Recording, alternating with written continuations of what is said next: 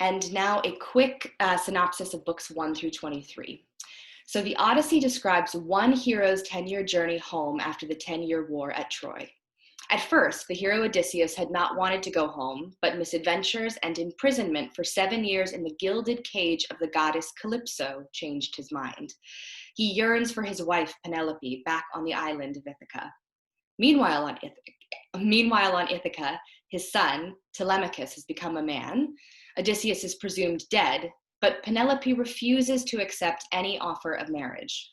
Her suitors encamp in the palace, consuming its resources while squandering their time in pleasures of the flesh. During a visit to the dead, Odysseus encounters the souls of the Greek heroes Achilles and Agamemnon. Achilles belittles the pursuit of fame. Agamemnon rails against his murder at the hands of his cousin Aegisthus, who had corrupted his wife Clytemnestra, warning Odysseus to beware a faithless wife and return home in disguise. The goddess Athena, Odysseus' protector, goads Telemachus into growing up by leaving home to seek news about his father. Athena also instigates Odysseus' release from Calypso's island and disguises him as a beggar for his homecoming to Ithaca, where Odysseus susses out the faithful slaves in his household. Whether Penelope recognizes her husband is not clear. Odysseus devises a means to kill all the suitors in the palace, sparing only the herald Medon and the bard Phemius. Penelope sleeps through the massacre, awaking to test the man claiming to be her husband. Odysseus passes the test, and the couple go to bed together. The next morning, Odysseus leaves home, concerned about reprisals for the suitors' deaths. The Odyssey, Book 24. Hermes, meanwhile, was calling forth the ghosts of the suitors. He held the wand he uses to charm mortal eyes to sleep and make sleepers awake, and with this beautiful golden wand, he marshaled the ghosts, who followed along, squeaking and gibbering. Bats deep inside an eerie cave flit and gibber when one of them falls from the cluster clinging to the rock overhead. So too, these ghosts, as Hermes led them down the cold, dank ways, past the streams of ocean, past the white rock, past the gates of the sun and the land of dreams, until they came to the meadow of Asphodel, where the spirits of the dead dwell, phantoms of men outworn. Here was the ghost of Achilles, and those of Patroclus, of flawless Antilochus, and of Ajax, the best of the Achaeans after Achilles, Peleus' incomparable son. These ghosts gathered around Achilles and were joined by the ghost of Agamemnon, son of Atreus, grieving. He himself, surrounded by the ghosts of those who had died with him and met their fate in the house of Aegisthus, the son of Peleus, was the first to greet him. Son of Atreus, we believe that you of all heroes were dear to thundering Zeus your whole life through. For you were the lord of the great army of Troy, where we Greeks endured a bitter campaign. But you too had an early rendezvous with death, which no man can escape once he is born. How much better to have died at Troy, with all the honor you commanded there. The entire Greek army would have raised you a tomb, and you would have won glory for your son as well. As it was, you were doomed to a most pitiable death. And the ghost of Agamemnon answered, Godlike Achilles, you did have the good fortune to die in Troy, far from Argos. Around you fell some of the best Greeks and Trojans of their time, fighting for your body as you lay there in the howling dust of war. One of the great, your horsemanship forgotten. We fought all day and would never have stopped had not Zeus halted us with a great storm. Then we bore your body back to the ships and laid it on a bier and cleansed it. cleansed your beautiful flesh with warm water and ointments, and the men shed many hot tears and cut their hair. Then your mother heard, and she came from the sea with her salt water women, and an eerie cry rose over the deep. The troops panicked, and they would have run for their ships had not a man who was wise in the old ways stopped them, Nestor, whose counsel had prevailed before. Full of concern, he called out to the troops, "Argives and Achaeans, halt! This is no time to flee. It is his mother with her immortal nymphs, come from the sea to mourn her dead son." When he said that, the troops settled down. Then the daughters of the old man of the sea stood all around you and wailed piteously. And they dressed you in immortal clothing, and the muses, all 9, chanted the dirge, singing responsively in beautiful voices. You couldn't have seen a dry eye in the army, so poignant was the song of the muses. For 17 days we mourned you like that, men and gods together. On the 18th day, we gave you to the fire, slaughtering sheep and horned cattle around you.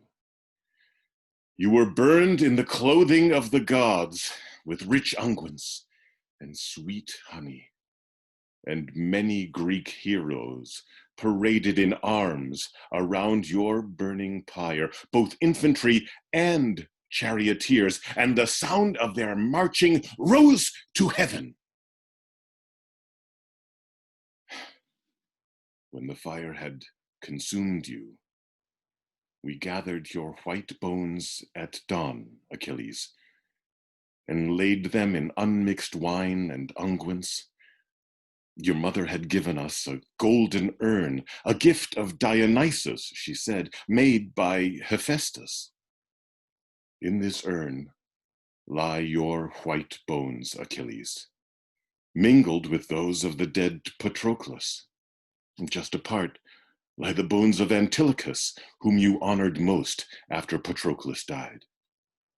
Over them all, we spearmen of the great army heaped an immense and perfect barrow on a headland beside the broad Hellespont, so that it might be seen from far out at sea by men now and men to come.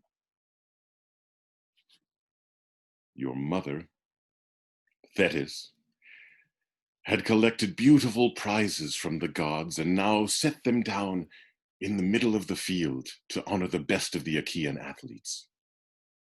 You have been to many heroes' funeral games, but you would have marveled at the sight of the beautiful prizes silver-footed Thetis set out for you.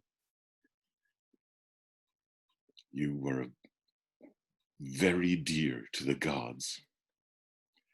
Not even in death have you lost your name, Achilles, nor your honor among men.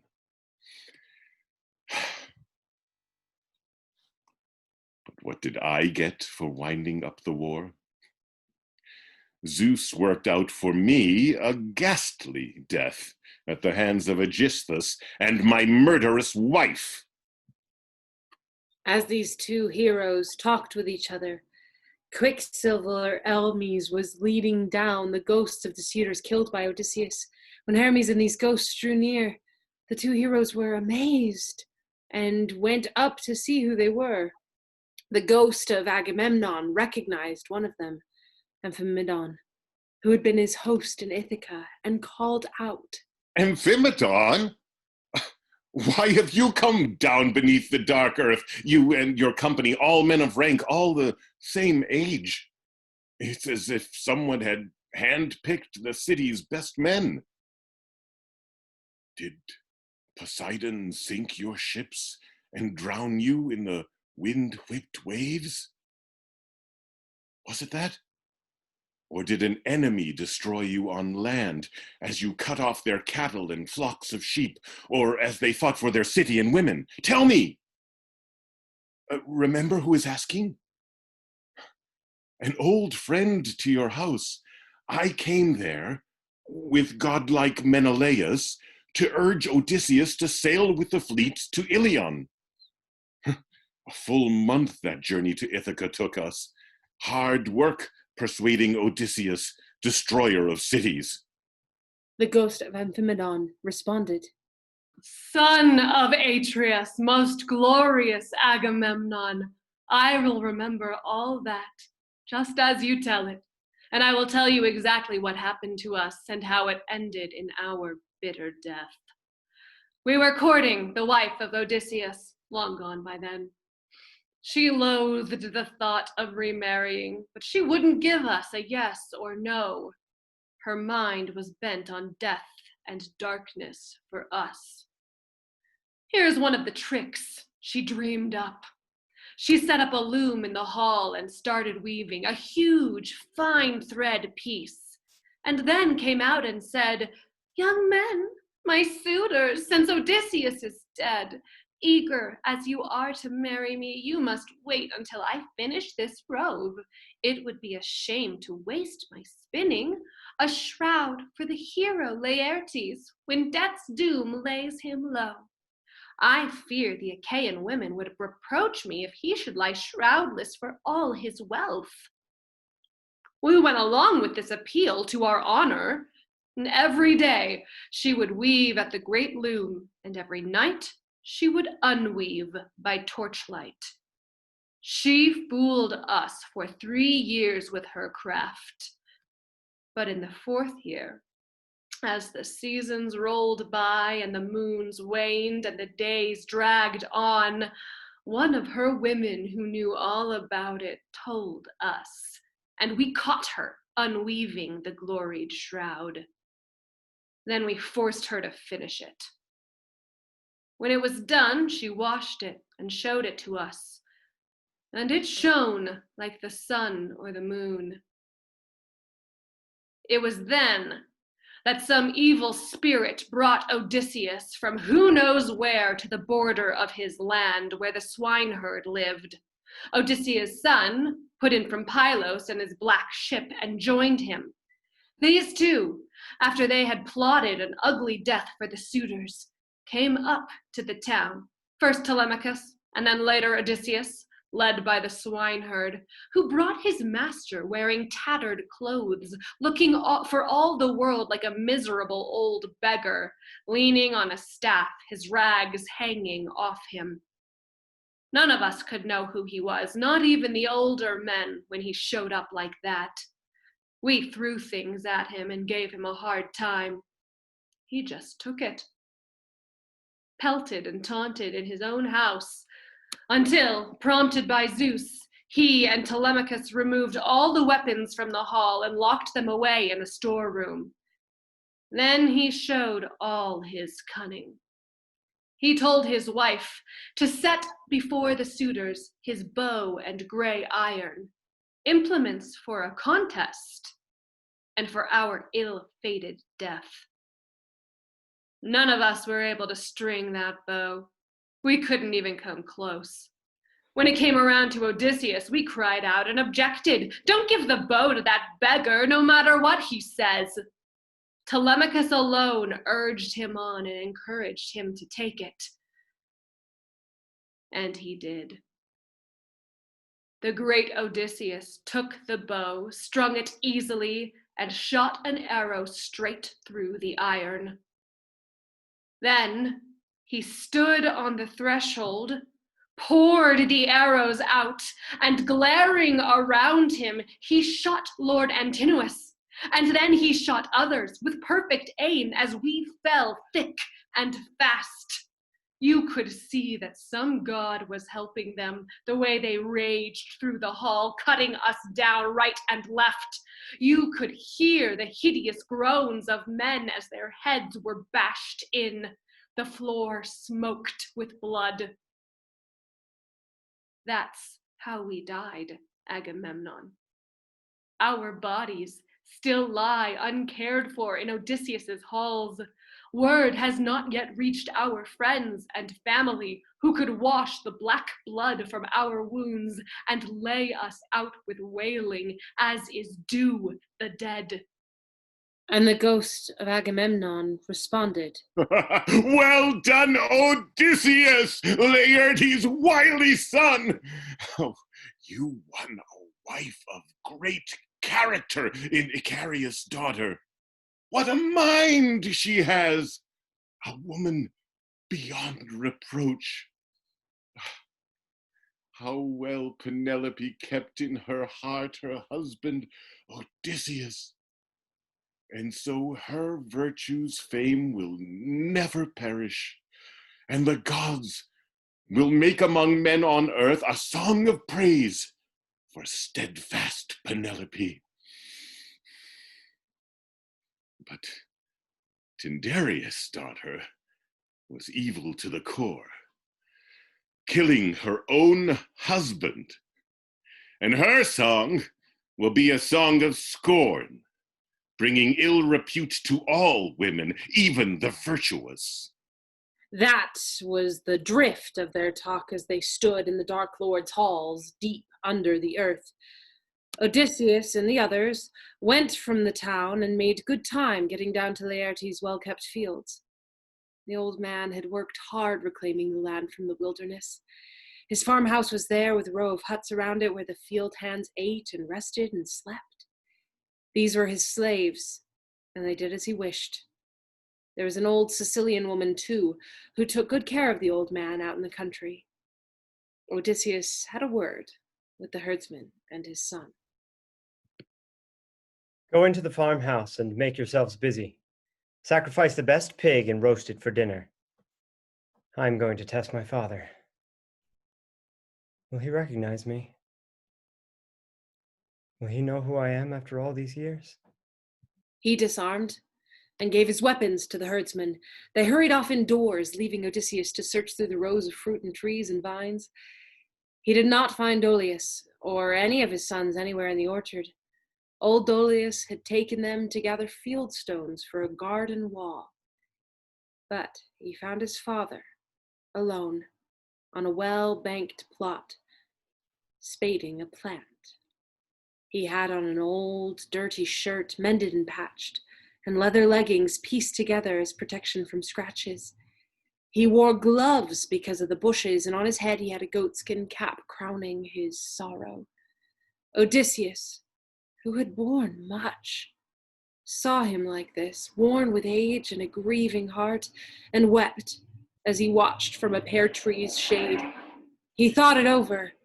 Should he just throw his arms around his father, kiss him, and tell him all he had done and how he'd returned to his homeland again? Or should he question him and feel him out first? Better that way, he thought, to feel him out first with a few pointed remarks. With this in mind, godlike Odysseus walked up to his father, who kept his head down and went on digging. His illustrious son stood close by him and said, Well, old-timer, you certainly know how to garden. There's not a plant, a fig tree, a vine, or an olive, not a pear tree or leek in this whole garden untended. But if I may say so without getting you angry, you don't take such good care of yourself. Old age is hard, yes, but unwashed, scruffy, and dressed in rags? Can't be that your lord is too lax to care for you, and anyway, there's nothing in your build or looks to suggest you're a slave. You look more like a king. The sort of man who, after he has bathed and eaten, sleeps on a soft bed, as is only right for elders. Come on now and give me a straight answer. Whose slave are you? Whose orchard is this? And tell me this too, so that I can be sure. Is this really Ithaca I've come to, as I was told by that man I ran into on my way over here? He wasn't very polite, couldn't be bothered to tell me what I wanted, or even hear me out. I've been trying to find out about an old friend I entertained at my house once, whether he's still alive or is dead by now and gone down to Hades. So I'll ask you, if you'll give me your attention. I was host to a man once back in my own country, a man who means more to me than anyone else who has ever visited my home from abroad. He claimed his family was from Ithaca, and he said his father was Laertes, son of Arcesius. I took him into my home and entertained him in a style befitting the wealth in my house, and gave him suitable gifts to seal our friendship: 7 ingots of fine gold, the silver mixing bowl embossed with flowers, 12 cloaks, as many carpets, mantles, and tunics, and his choice of 4 beautiful women, superbly trained in handicrafts. A tear wet his father's cheek as he answered. You've come to the land you're looking for, stranger. But it's in the hands of haughty and violent men. You've given all those generous gifts in vain. If you were to find him alive here in Ithaca, he would send you off with the beautiful gifts and fine hospitality you deserve as his friend. But tell me this now, and tell me the truth. How many years has it been since you hosted your ill-fated guest, my son, if I ever had a son? Born for sorrow he was. Now, far from home, far from his loved ones, his bones are picked clean by fish undersea, or on some wild shore his body is feeding the scavenging birds unburied, unmourned by his mother and me who brought him into this world. Nor is his wife Penelope, patient and wise, who brought him so much, lamented her husband on a funeral bier or closed his eyelids, as is due the dead. And tell me this too, so that I'll know. Who are you? What city are you from? Who are your parents? And where have you moored the sailing ship that brought you and your crew of heroes here? Or did you come as a passenger on another's ship that put you ashore and went on its way? And Odysseus, his great mind teeming? I'll tell you everything, point by point. I come from Alybus and have my home there. I'm the son of Aphidas and Polypoemon's grandson. My name is Eperitus. Some storm spirit drove me off course from Sicily, and as luck had it, here. My ship stands off wild country far from the town. As for Odysseus, it's been 5 years now since he left my land. Ill-fated, maybe, but the birds were good when he sailed out, on the right. This cheered me as I sent him off, and he was cheered too. Our hearts full of hope that we would meet again and exchange splendid gifts. A black mist of pain shrouded Laertes. He scooped up fistfuls of shimmering dust and groaned as he poured it upon his gray head. This wrung Odysseus' heart, and bitter longing stung his nostrils as he watched his father. With a bound he embraced him, kissed him, and said, I'm the one that you miss, Father. Right here. Back in my homeland after 20 years. But don't cry now. Hold back your tears.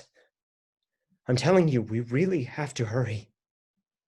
I've killed the suitors in our house and avenged all the wrongs that have grieved your heart. But Laertes' voice rang out in answer. If you really are Odysseus and my son come back, give me a sign, a clear sign I can trust. And Odysseus, the master strategist. First, here's the scar I got on Parnassus from that bright boar's tusk. Mother and you had sent me to my grandfather Autolycus to collect some presents he had promised me when he had visited us here. And let me count off all the trees in the orchard rows you gave me one day when I was a boy. You gave me 13 pear trees, 10 apple trees, 40 fig trees, and 50 vine rows that ripened one by one as the season went on with heavy clusters of all sorts of grapes. He spoke, And the old man's knees went slack as he recognized the signs Odysseus showed him. He threw his arms around his beloved son and gasped for breath. And godly Odysseus, who had borne so much, embraced him. When he had caught his breath and his spirit returned, Laertes' voice rang out to the sky. Father Zeus, there are still gods on high Olympus, if the suitors really have paid the price. But now I have a terrible fear that all of Ithaca will be upon us soon, and word will have gone out to the Cephallenians too. And Odysseus, his mind teeming. We don't have to worry about that right now. Let's go to the cottage near the orchard. I sent Telemachus there and the cowherd and swineherd to prepare a meal for us. And they went together to the house with its comfortable rooms and found Telemachus and the two herdsmen there carving huge roasts and mixing wine. While they were busy with these tasks, the old Sicilian woman bathed great Laertes in his own house and rubbed him down with olive oil and threw about his shoulders a handsome cloak. And Athena came and made the shepherd of the people taller than before, and added muscle to his frame. When he came from the bath, his son marveled at his deathless, godlike appearance, and his words rose to his father on wings. Father, surely one of the gods eternal has made you larger and more handsome too. And Laertes, feeling the magic, answered him. I wish by Zeus and Athena and Apollo that I could have stood at your side yesterday in our house, armor on my shoulders, as the man I was when I took Nericus, the mainland town, commanding the Cephallenians. I would have beaten the daylights out of them there in our halls and made your heart proud. While they were talking, the others had finished preparing the meal. They all sat down on benches and chairs and were just serving themselves food when old Dolius came in with his sons, weary from the work in the fields.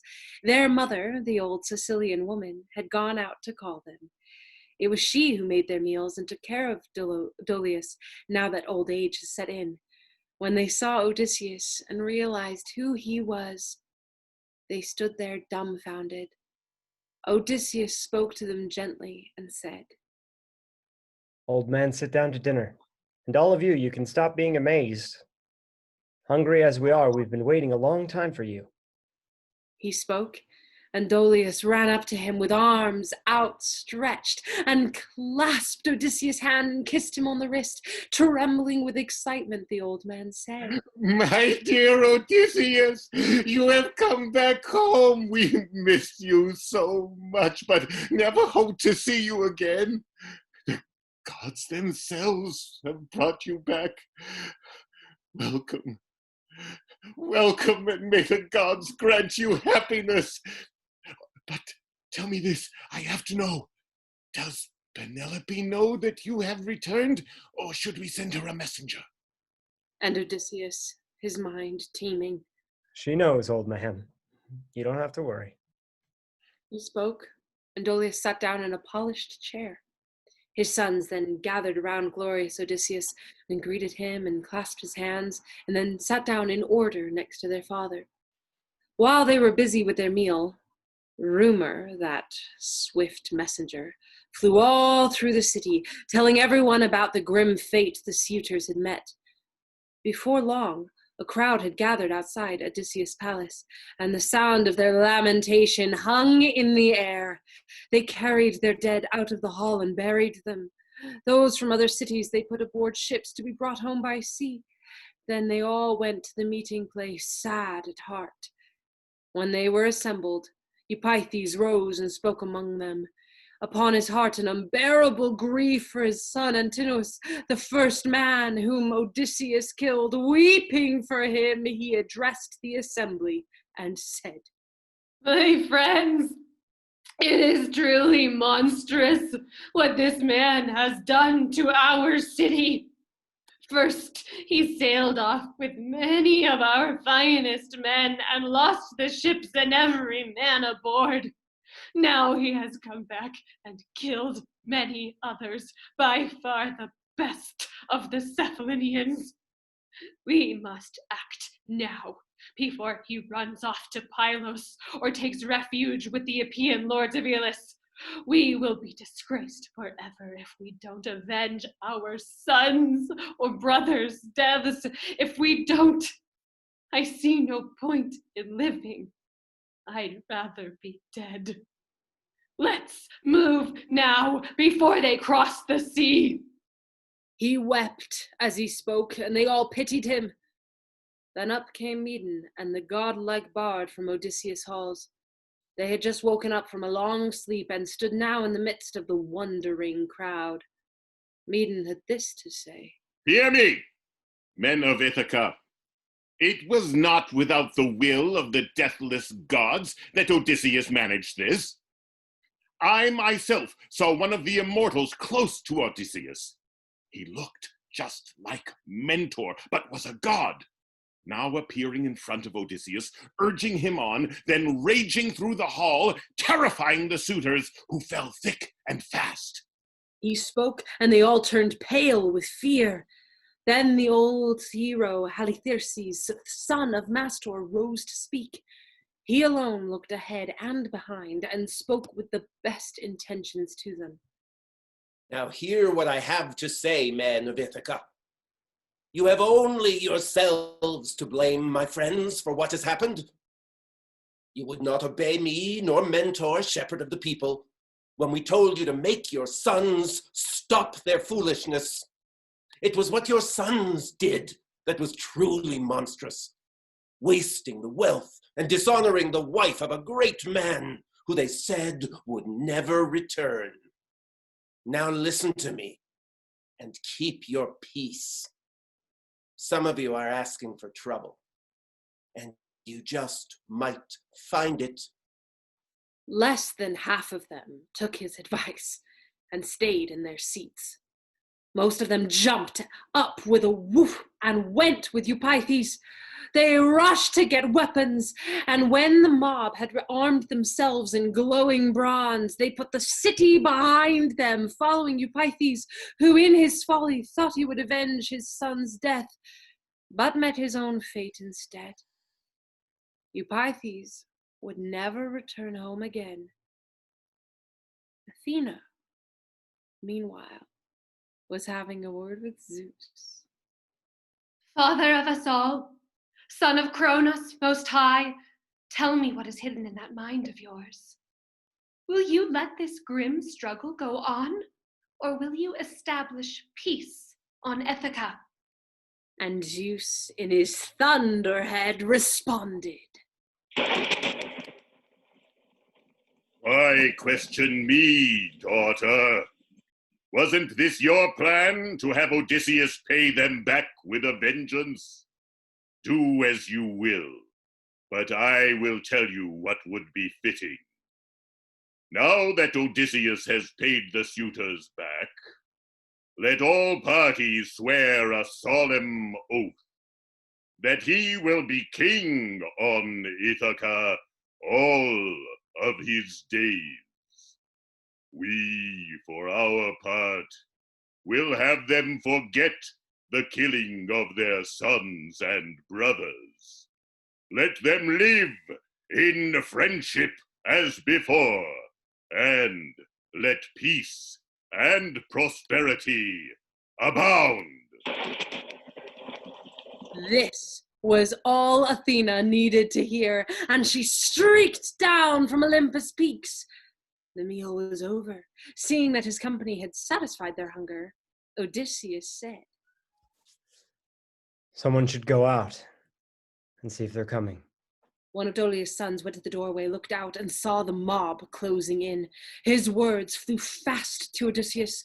They're almost here. We better arm quickly.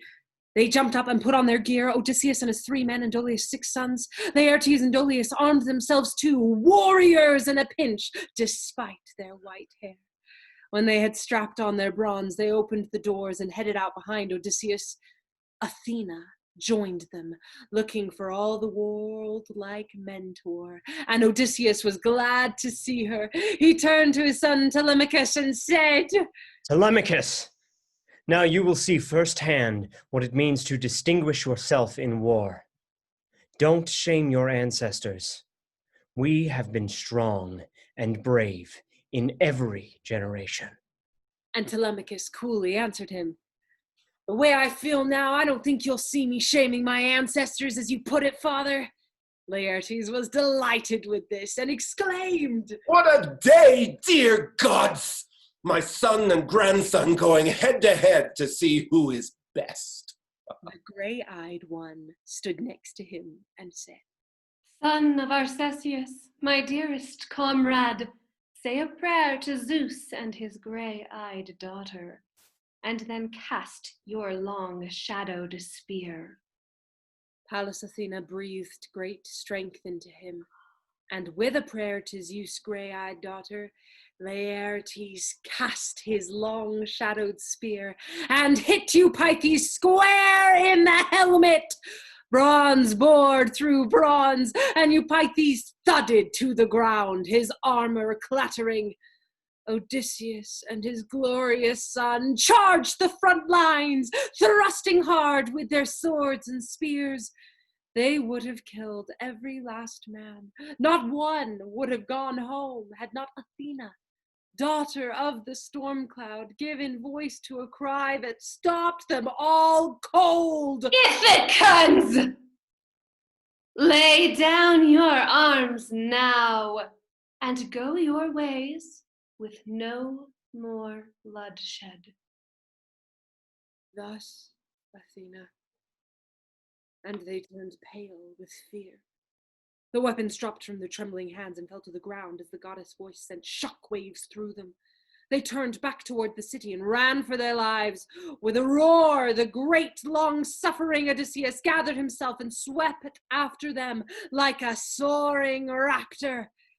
At that moment, Zeus, son of Cronus, hurled down a flaming thunderbolt that landed at the feet of his owl-eyed daughter, who said, Son of Laertes, in the line of Zeus, cunning Odysseus, restrain yourself. End this quarrel and cease from fighting, lest broad-browed Zeus frown upon you. Thus, Athena, the man obeyed and was glad, and the goddess made both sides swear binding oaths. Pallas Athena, daughter of the storm cloud, who looked like Mentor and spoke with his voice. Blackout. End of play.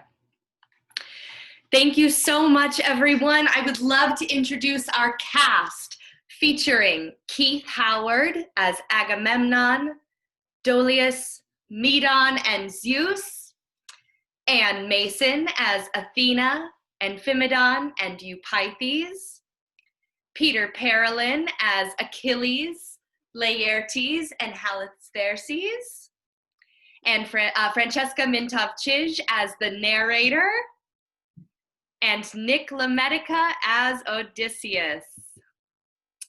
Yay! That is our show. If you enjoyed tonight's reading, please do consider showing your support for our virtual programming with a tax-deductible donation.